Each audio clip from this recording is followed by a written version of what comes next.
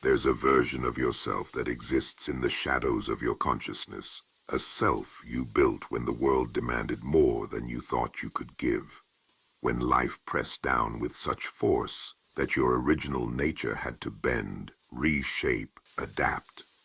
This isn't the self you were born to be. This is the self you constructed to survive. Look around you right now.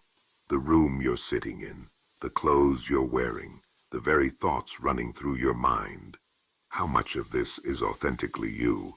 And how much is the architecture of endurance? How much of who you are today was designed not for joy, not for expression, but simply to withstand whatever storm was coming next? We don't often talk about this secondary self, this protective shell we've grown over years of navigating disappointment, criticism, and the relentless pressure to perform, but it's there, humming quietly beneath the surface of every interaction, every decision, every moment of hesitation when someone asks what you really want. Think back to the first time you learned that being yourself wasn't enough. Maybe it was a teacher who crushed your enthusiasm with a careless comment.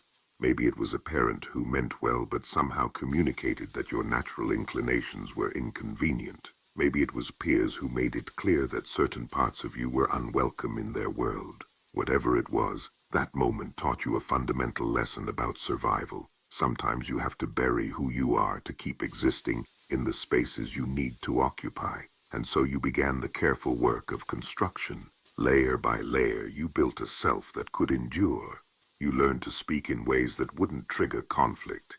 You developed interests that aligned with expectations. You mastered the art of being present while keeping your true thoughts safely locked away. You became fluent in the language of accommodation, compromise, and strategic invisibility. This adaptive self served you well for a time. It got you through school systems that rewarded conformity over creativity. It helped you navigate workplaces where authenticity was less valued than efficiency. It allowed you to maintain relationships that might have shattered under the weight of complete honesty. It was, in many ways, a masterpiece of human engineering, a version of yourself designed to function in a world that often feels hostile to genuine expression. But here's what no one tells you about the self you built to endure. It was never meant to be permanent. It was supposed to be temporary shelter, a safe house you could inhabit until the storm passed. Instead, somewhere along the way, you forgot it was a construction at all. You began to mistake the shelter for your actual home. The tragedy isn't that you built this protective self. The tragedy is how completely it worked, how seamlessly you learned to operate from this adaptive space that you almost forgot there was anyone else living underneath. The original you, the one with wild dreams and inconvenient opinions and a way of seeing the world that doesn't fit neatly into categories, is still there. But they've been quiet for so long that their voice sounds foreign now, like a language you used to speak fluently but can barely remember. You can feel them stirring sometimes, in moments when you're alone and unobserved, when the pressure to perform lifts just enough for something authentic to surface. In fleeting instances when you catch yourself laughing at something genuinely funny rather than something socially appropriate. In dreams where you're living a life that looks nothing like the one you've carefully constructed, but feels more like home than anything you've experienced in waking hours. The self you built to endure whispers that it's too late to change now, that you've invested too much in this version of yourself to start over, that people expect you to be this way, and disappointing them would be catastrophic, that the original you was naive, impractical, destined for failure in a world that demands strategic thinking and careful positioning. But what if the self you built to endure has outlived its purpose? What if the storms you were sheltering from have passed, and you're still hiding in a bunker that no longer serves you?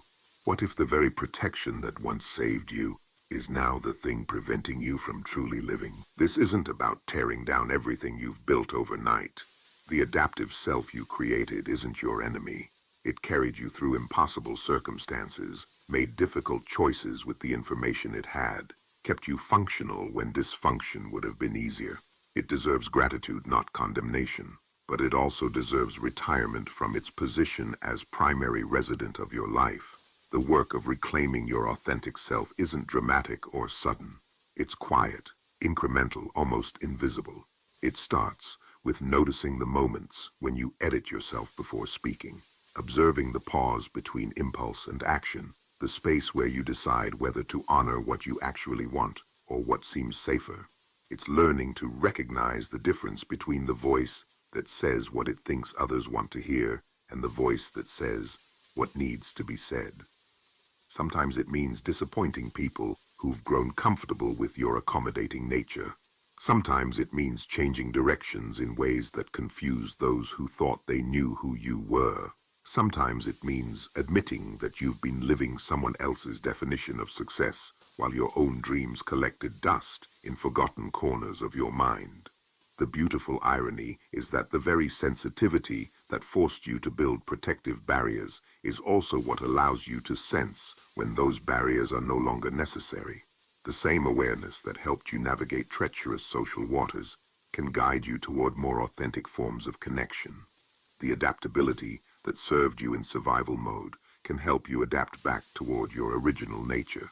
Your authentic self isn't weak or naive or unprepared for the realities of adult life. They've been developing in the background all these years, gaining wisdom, perspective, depth. They understand things now that they couldn't comprehend before. They're not the same person who first went into hiding, but they're not the carefully constructed self either. They're something new, someone who has learned to endure and is now ready to thrive. The invitation isn't to abandon everything you've learned or built. It's to integrate, to let the survivor and the authentic self work together rather than against each other.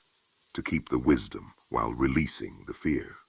To honor the protection while embracing the vulnerability. To acknowledge that you built yourself to endure, and now you're strong enough to do more than simply survive. The self you built to endure served its purpose. The question now is whether you're ready to discover who you become when endurance transforms into authentic living.